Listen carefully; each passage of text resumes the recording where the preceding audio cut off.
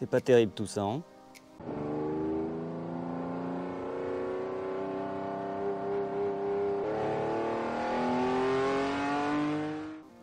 Salut les mécamaniacs, aujourd'hui on va remplacer une poignée sur Alfa Romeo Giulietta. Tu pourras également utiliser la vidéo pour remplacer la poignée de la Mito, c'est exactement la même chose. Donc la vidéo elle pourra être utile si tu veux remplacer ta poignée parce qu'elle est par exemple détériorée ou tout simplement parce que tu veux changer le look de ta voiture, par exemple monter des poignées carbone. Ça existe pour ces véhicules. Donc chez moi, je ne sais pas ce qui a été fait avant, je ne sais pas si c'est une poignée d'origine ou pas. Le souci, c'est l'espèce de joint ici qui est censé être collé à la poignée. Donc il se balade, il n'a pas l'air d'être de la même taille. Ce qui fait que soit tu le mets de travers et tu peux mettre la position, enfin tu peux mettre la poignée en position correcte. Et encore, elle ne revient pas vraiment toute seule. Soit si tu remets le joint correctement, elle reste comme ça, pas plaquée complètement. Donc ici, moi, comme j'avais un doute sur le fait que ce soit une poignée d'origine ou pas, je ne me suis pas pris la tête. J'ai pris une poignée d'origine. Donc j'ai commandé ça sur eBay, ça m'a coûté un peu moins de 50 €. Je te mettrai un lien si je le retrouve. Tu peux bien entendu acheter ça également en concession. Et par contre, ce qui est un peu décevant, c'est que tu commandes une poignée d'origine et vu comment c'est fait, du plastique recouvert de chrome, tu as un peu l'impression d'avoir acheté une pièce sur AliExpress. Franchement, je déconne pas quand je dis ça.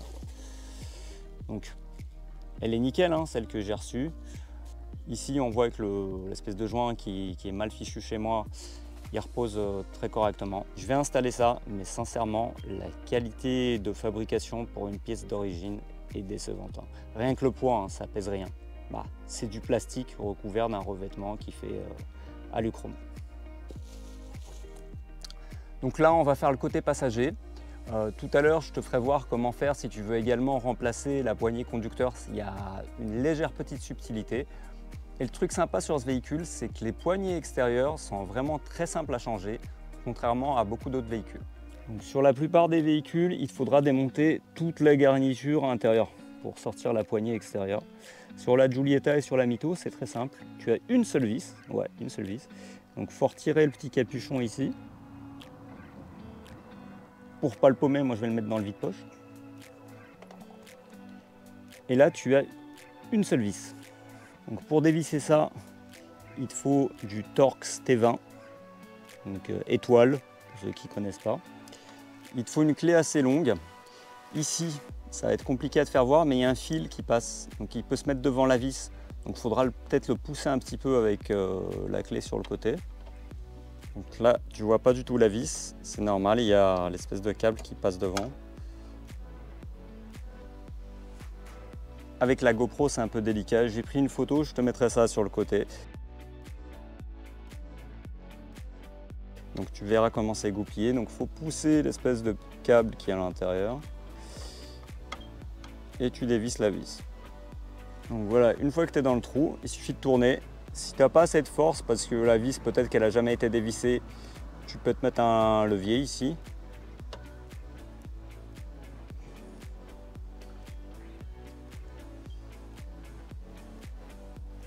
Et là, tu dévisses jusqu'à fond. Donc, pas d'appréhension. La vis qui est à l'intérieur, elle ne peut pas tomber en fait. Là, je vais dévisser à fond. Et je vais remettre juste un petit coup. Voilà. Et donc là, il suffit juste de tirer cette partie-là. Si ça ne vient pas, il faut la bouger un petit peu dans tous les sens. Tu peux éventuellement tirer la poignée. Normalement, cette partie-là, elle est censée sortir maintenant. Et donc pour te faire voir, ça va être plus simple. La pièce qu'on essaie de sortir, c'est ça. Donc là, tu as deux pièces qui la verrouillent. Et la vis, en fait, elle vient appuyer ici pour verrouiller le truc. Donc là, normalement, on devrait pouvoir tirer et retirer la pièce. Bon, comme ça vient pas trop, je vais m'aider avec une pièce en plastique et je vais la mettre entre le joint noir et la pièce.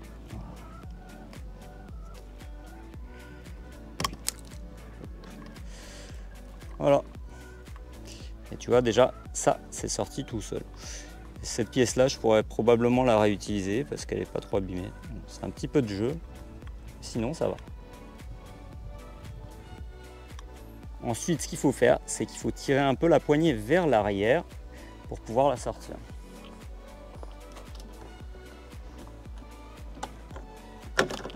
Voilà. Une fois que c'est fait, tu ouvres un petit peu en faisant attention de ne pas taper la carrosserie ici et en bougeant de haut en bas, tu sors l'avant de la poignée. Voilà. Le joint qui me gêne un petit peu. Impec. Et tu vois comment c'est conçu à l'avant? En fait, ça vient s'en ficher ici. Et l'arrière, c'est cette partie-là qui tient, c'est pour ça que tu tires un petit peu vers l'arrière. Et le joint, il devrait se retirer sans trop de problème.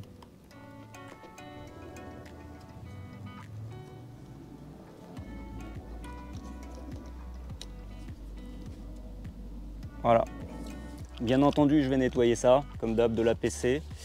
Ça aurait été bien d'avoir une microfibre, j'en ai plus, en propre. Mais si tu as une microfibre, c'est beaucoup mieux pour éviter les micro-rayures. Bon, ça, c'est un chiffon assez pelucheux. C'est pas exactement une microfibre, mais c'est un moindre mal.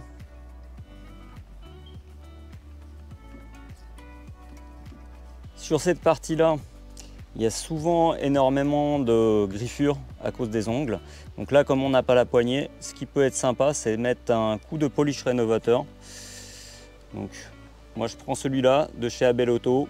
Polish rénovateur, tu trouves ça dans tous les magasins Carrefour. Je ne sais pas si j'arriverai à te faire voir toutes les micro-rayures qu'il y a ici.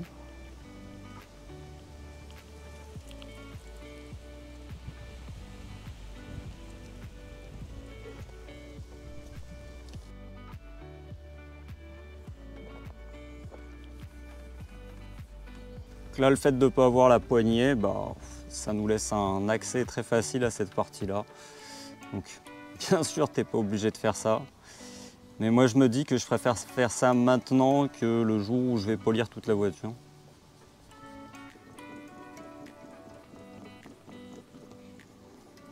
Bon, je pense pas avoir fait de miracle, mais ça sera nettement mieux comme ça. Une bonne partie des grosses rayures est partie. Et ça m'a pas pris plus de 5 minutes. Bon, voilà le problème chez moi. En fait, la partie du joint ici qui doit s'emboîter dans le trou ici, pour le maintenir, elle est écrasée. Mais même si je réparais ça et si je le collais, en fait, il va rester un souci. Je vais te faire voir.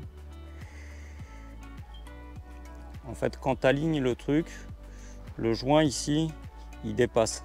C'est pour ça que je pense que c'est soit pas le bon joint, soit c'est pas une pièce d'origine.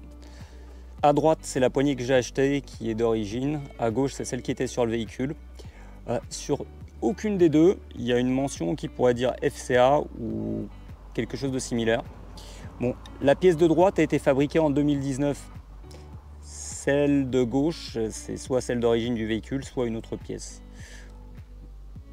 Donc là, tu peux voir, il y a une petite différence. Également comme ça. Et sinon, c'est vraiment très très similaire.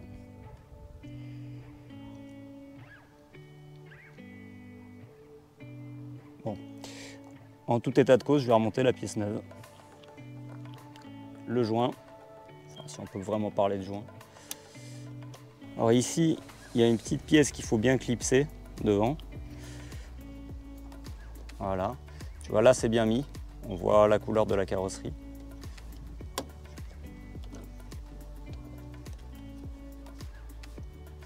Pour me faciliter l'insertion, je vais mettre un peu de silicone en spray, comme ça, sur cette partie-là.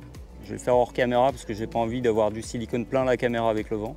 Mettre des petits coups de pchit là-dessus. Voilà, je sais pas si tu vois, là c'est bien humide. Donc ça facilitera l'insertion et peut-être le fonctionnement dans le futur. Et donc la graisse silicone comme ça est adaptée à tout ce qui est matière caoutchouc et plastique. Donc ça c'est pareil, c'est Autopratique qui fait ça. C'est dispo à Carrefour, mais tu peux utiliser n'importe quel autre silicone en spray. Tu vises à peu près comme ça. La partie qui dépasse dans le trou de la poignée.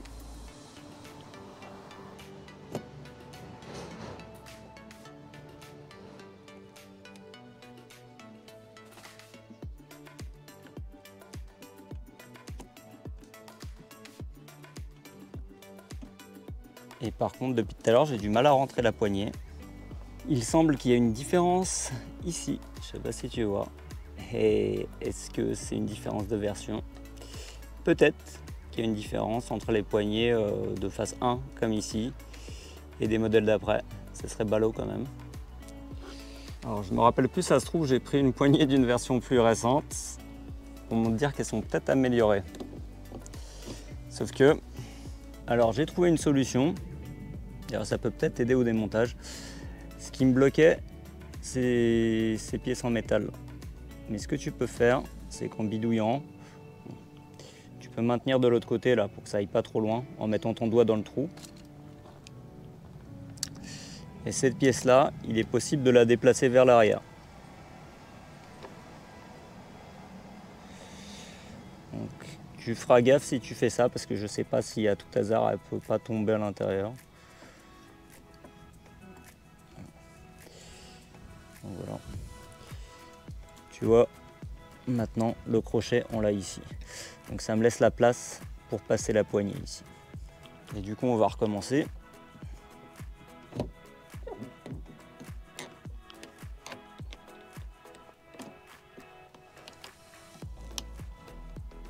Ça semble passer sans problème.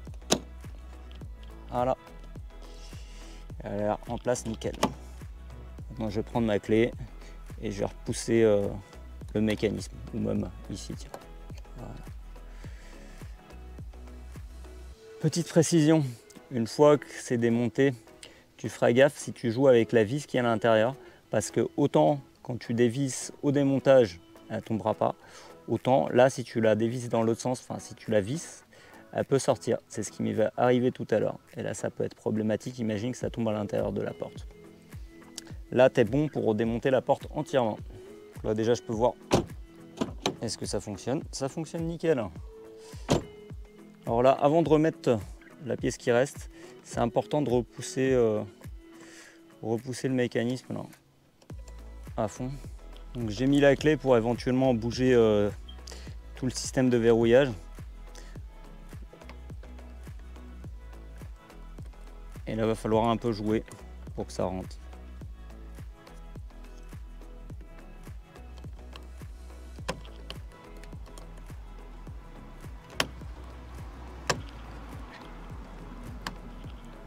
Voilà, c'est rentré sans trop de difficultés. Maintenant, reste à resserrer la petite vis et normalement c'est fini. Si je dis pas de conneries, c'est dans le sens de vissage. Donc là, je ne serre pas extrêmement fort, de toute manière le bras de levier il n'est pas ultra long. La poignée elle a légèrement du jeu, ça je pense que c'est normal. À voir comment que c'est de l'autre côté, je pense que c'est normal, j'ai pas dû remarquer. Regarde.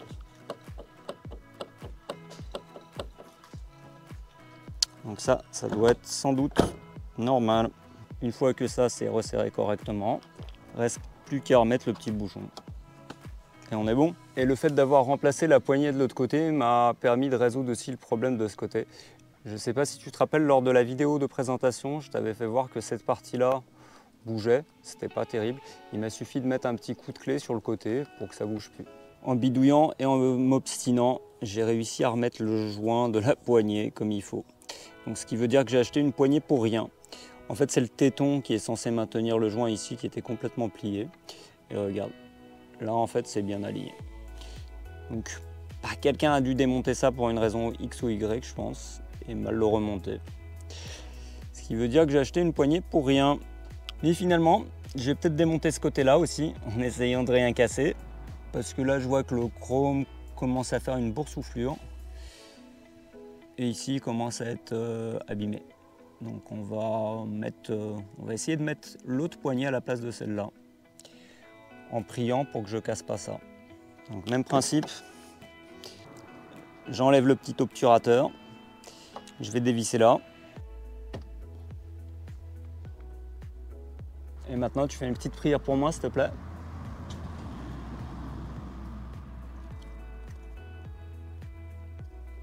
En bas ça semble se détacher plus facilement qu'en haut.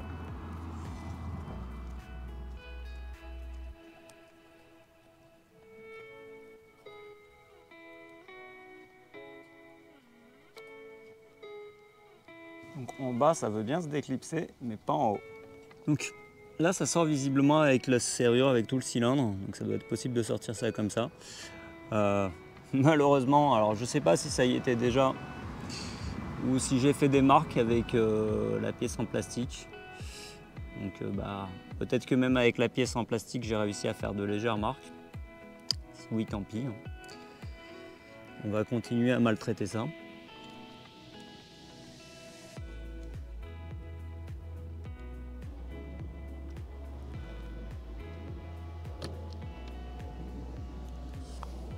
Yes.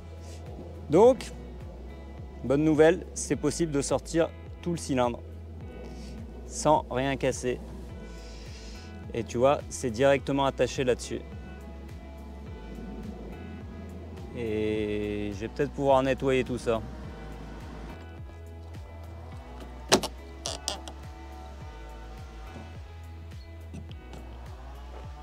Je récupérerai certainement celui-là. Et dans l'autre, en fait, c'est le téton qui est ici, qui était complètement tordu. Tout comme de l'autre côté, j'ai tout nettoyé, j'ai mis un petit coup de polish par là. Et puis on va pouvoir valider si oui ou non la poignée est réversible. Donc j'ai remis le joint, l'espèce de joint là qui était de ce côté-là.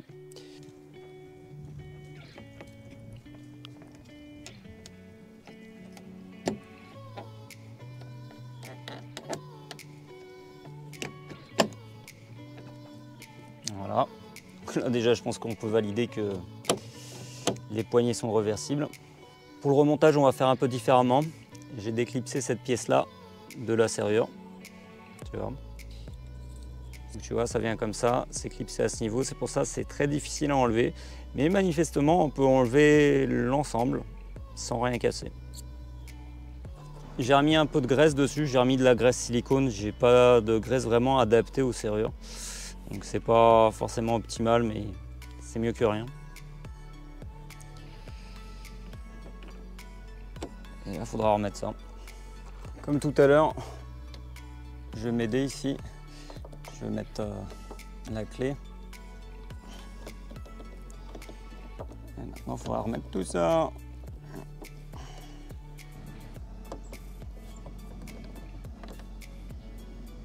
Bon, bah, au final, c'était plus facile à sortir. J'ose pas trop pousser comme un bourrin. Bon, les mecs, c'est galère. Bon. Après 20 bonnes minutes de galère, j'ai réussi à résoudre le problème. En fait, la pièce qui est à l'intérieur, là, elle ne rentrait pas assez vers la gauche. En fait, il faut que cette pièce-là et le crochet, ici, soient alignés. Sauf que même en poussant avec mon outil, là, j'arrivais pas à le pousser plus que la moitié, là. La pièce ici, elle dépassait de moitié. Donc ça ne pouvait pas rentrer. Donc en bidouillant, en bougeant la poignée aussi, j'ai réussi à le pousser. Et là, normalement, ça rentre tout seul. Parce que les deux crochets que tu as pu voir, en fait, ils rentrent ici. Et si tu les repousses pas assez, en fait, ça va buter ici et tu ne pourras jamais rentrer la serrure. Et là, normalement, ça doit rentrer tout seul. Tu vois ? J'ai pas eu besoin de forcer, pas du tout. Donc si ça rentre pas, inutile d'appuyer comme un bœuf. Il faut vraiment repousser la partie qu'on a vue tout à l'heure. Pour remettre le reste, c'est facile. Ou pas. Et merde. Bon. Finalement, on va faire autrement que tout ce qu'on peut voir autre part sur le net. Voilà.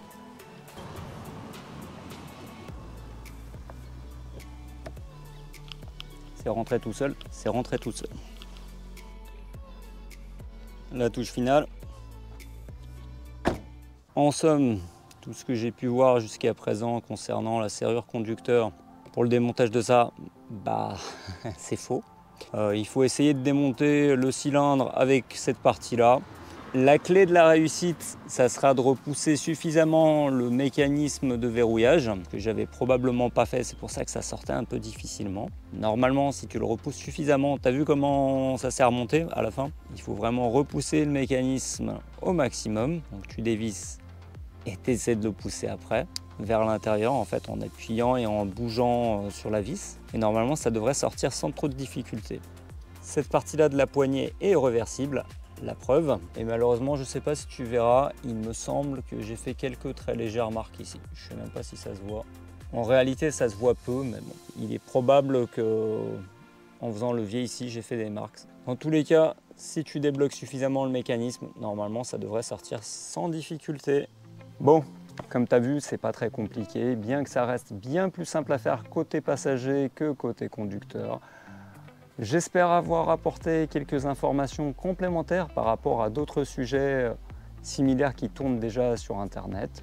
J'espère que ça t'a plu et surtout que ça pourra t'être utile. Tu peux me suivre sur Facebook, Instagram et bien entendu YouTube.